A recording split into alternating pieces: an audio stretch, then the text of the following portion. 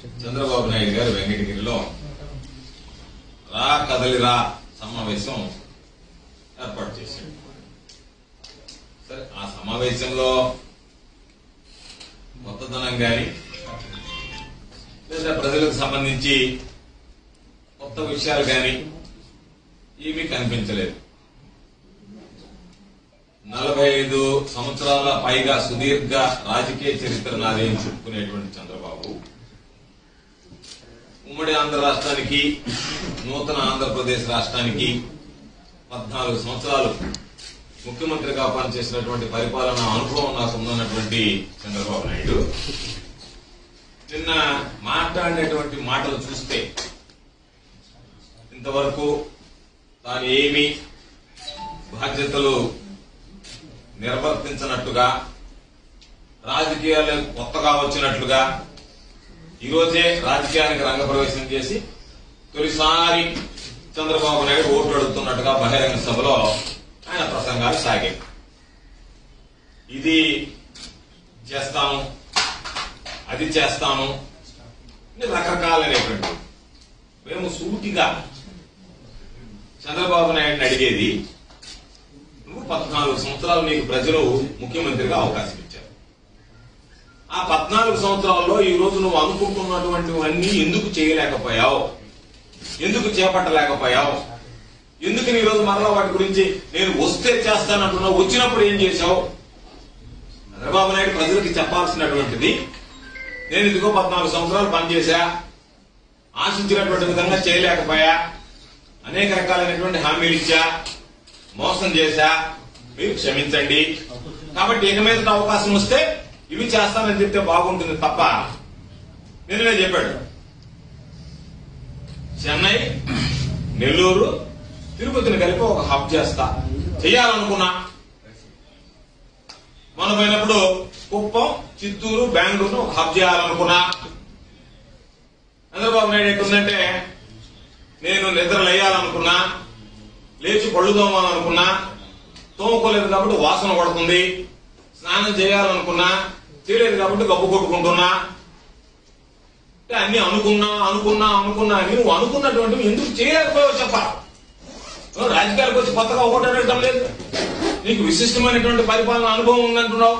ఒక పక్క అది మాట్లాడుతానే నేను అనుకున్నా అనుకున్నా అంటే, రాజకీయాల్లో ఉన్నప్పుడు మాత్రం అమలు చేయవు, రాజకీయాల్లో లేనప్పుడు మాత్రం అనుకుంటావు. అందుకనే కదా జనాలు నిన్ను దూరంగా పెట్టేది. నువ్వు నిన్న జగన్మోహన్ రెడ్డి గారి గురించి విమర్శించావు.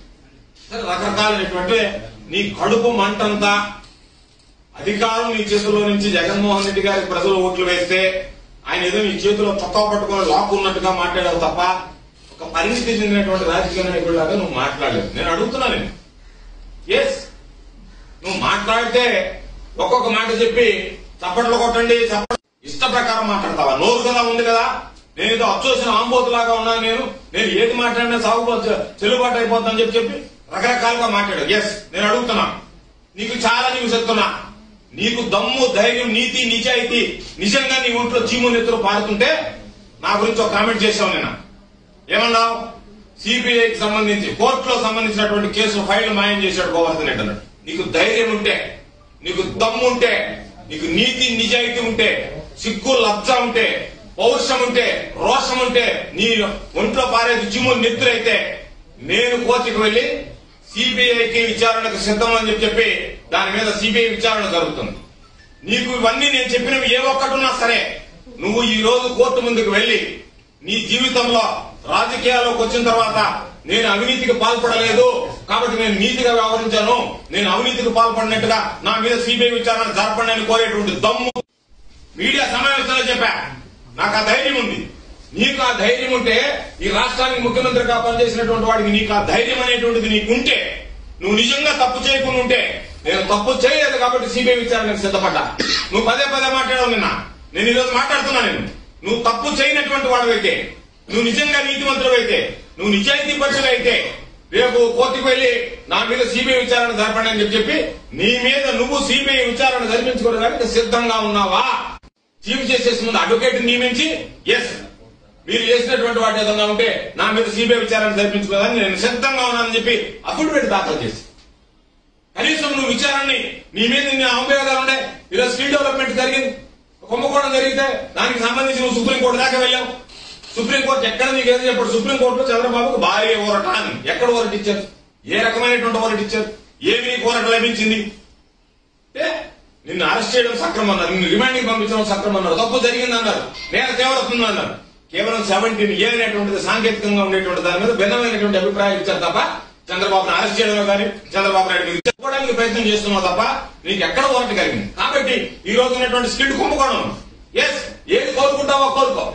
రాజకీయాల్లోకి రాకముందు నీ పరిస్థితి, రాజకీయాల్లోకి వచ్చిన తర్వాత ప్రజల సొమ్ము దోచుకున్నటువంటి విధానం, వీటి మీద నువ్వు సిబిఐ విచారణకు సిద్ధపడతావా?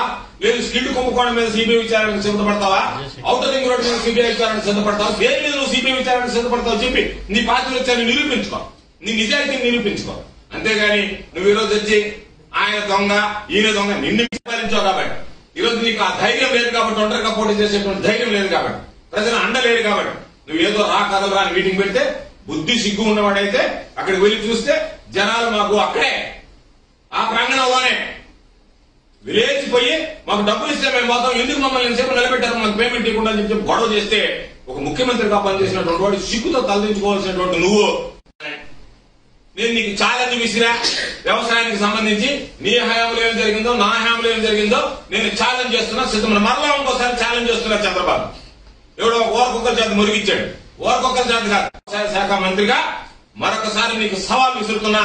నీకు ధైర్యం ఉంటే వ్యవసాయానికి సంబంధించి నీ ప్రభుత్వంలో ఏం జరిగింది, ఈ ప్రభుత్వంలో ఏం జరిగింది, జగన్మోహన్ రెడ్డి గారు ముఖ్యమంత్రిగా ఏం చేశాడు, ఆ రోజు ముఖ్యమంత్రిగా ఏం నిర్ణయాలు తీసుకునేటువంటి దాని మీద బహిరంగ వ్యవసాయానికి సంబంధించి మాట్లాడతాం.